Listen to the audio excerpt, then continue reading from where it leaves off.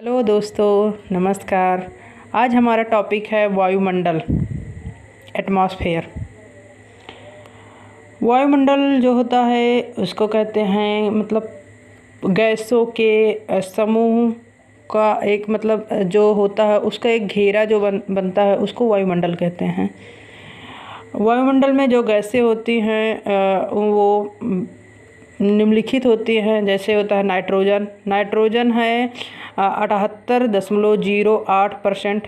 सबसे ज़्यादा जो वायुमंडल में सबसे ज़्यादा गैस नाइट्रोजन मिलता है। उसके बाद ऑक्सीजन 20.94%, 21% पाया जाता है लगभग। कार्बन डाइऑक्साइड जो होता है वो 0.03% और आर्गन गैस जो है 0.93%। और ओजोन जो है 0.006%।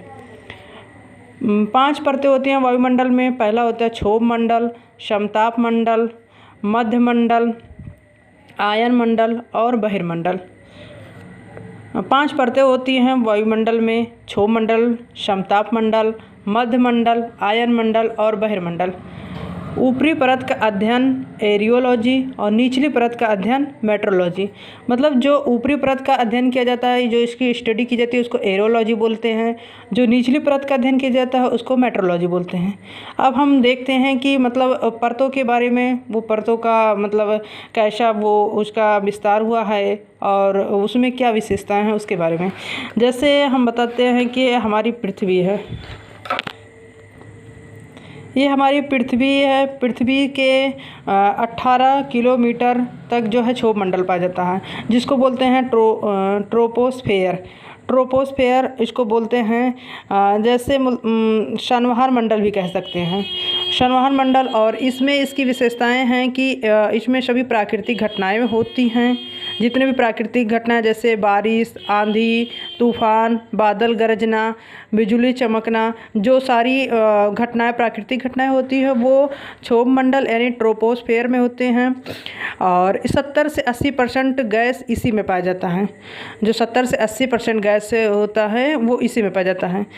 प्रति 165 मीटर पर जो होता है, जो 165 मीटर ऊंचाई पर जो होता है 1 डिग्री सेल्सियस तापमान कम हो जाएगा ट्रोपोस्फेयर में। और इसकी मुख्य विशेषताएं होती हैं कि वायुमंडल घटनाएं इसमें पाई जाती हैं। वायुमंडल घटनाएं जो होते हैं ट्रोपोस्फेयर में होता है, यानी क्षोभ मंडल में।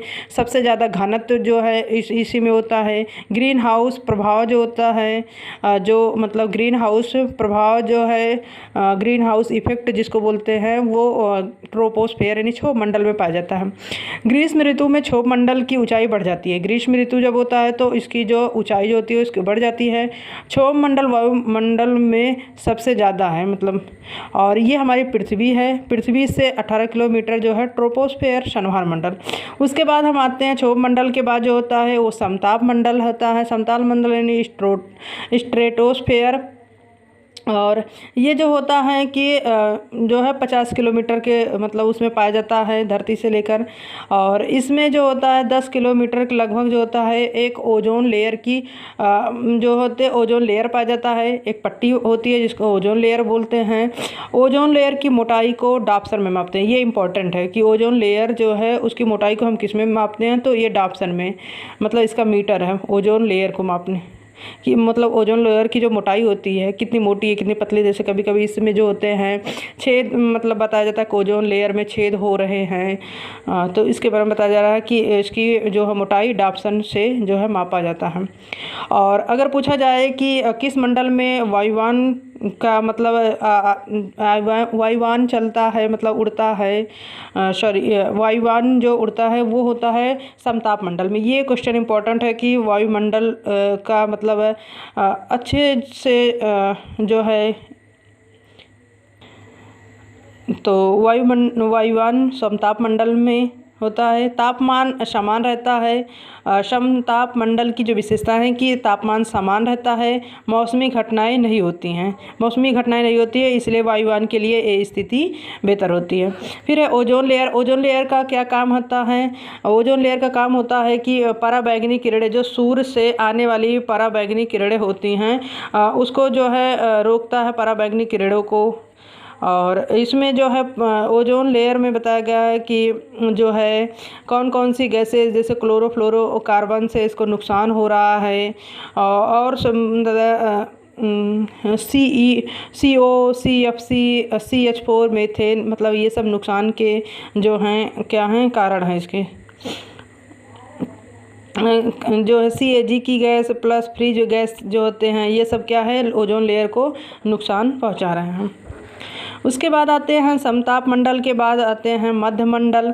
मध्यमंडल यानी मेजोस्फेयर, और ये होता है 80 किलोमीटर तक लगभग, और इसमें जो होता है उल्का पिंड पाया जाता है। अगर पूछा जाए कि उल्का पिंड जो होता है किस मंडल में, मध्यमंडल में। और ये भी पूछा जाता है, कभी कभी क्वेश्चन आता है कि सबसे ठंडी परत किसे बोलते हैं, तो उसे मध्यमंडल को बोला जाता है, सबसे ठंडी परत होती है।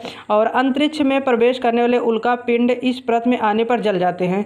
जो अंतरिक्ष में प्रवेश करने वाले जो उल्का पिंड होते हैं इस परत में आने पर जल जाते हैं।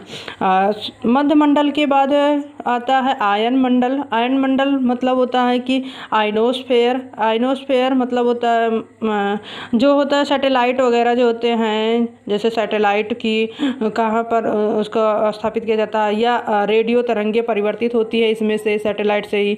रेडियो, टेलीविज़न, रडार, संचार, टेलीफोन के जो सैटेलाइट होते हैं वो आइनोस्फेयर मतलब आयन मंडल में लगाया जाता है। इसकी जो है 80 से 640 किलोमीटर तक इसकी ऊंचाई पाई जाती है। उसके बाद आता है इसके बाद बाह्यमंडल, जिसको एग्जोस्फेयर बोलते हैं।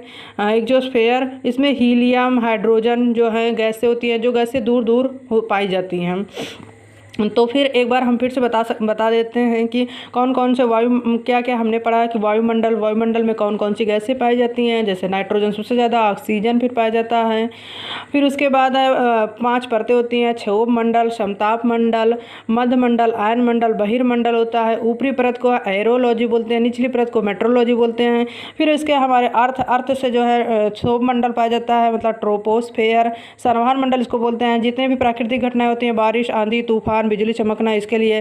फिर है समताप मंडल। समताप मंडल में है, अगर पूछा जाए किस मंडल में ओजोन लेयर पाया जाता है, समताप मंडल में पाया जाता है। समताप मंडल में ही जो है ओजोन लेयर पाया जाता है। ओजोन लेयर की मोटाई को मापते हैं डाप्सन से, ये क्वेश्चन इंपॉर्टेंट है, डाप्सन से मापी जाती है। और वायुयान के लिए जो है बेहतर स्थिति किस में पाया जाता है, तो समताप मंडल में। फिर उसके बाद है मध्यमंडल। मध्यमंडल में क्या होता है, उल्का पिंड जो होता है जल जाते हैं। जो अंतरिक्ष में प्रवेश करने से उल्का पिंड इस परत में, मतलब अंतरिक्ष में वापस करने वाले जो होते हैं, अंतरिक्ष में प्रवेश करने वाले जो उल्का पिंड होते हैं इस परत में आने पर जल जाते हैं। फिर उसके बाद होता है आयन मंडल, जिसमें सैटेलाइट वगैरह स्थापित किया जाता है। फिर बाह्यमंडल। बाह्यमंडल के बारे में कम मतलब जानकारी पाई जाती है, इसमें जो गैसें दूर दूर पाई जाती हैं। आई होप आप लोगों को ये वीडियो समझ में आया होगा अच्छे से, और मैं यही आशा करती हूँ कि आप लोग ज़्यादा से ज़्यादा शेयर करें, लाइक करें, सब्सक्राइब करें, कमेंट करें। धन्यवाद। जय हिंद।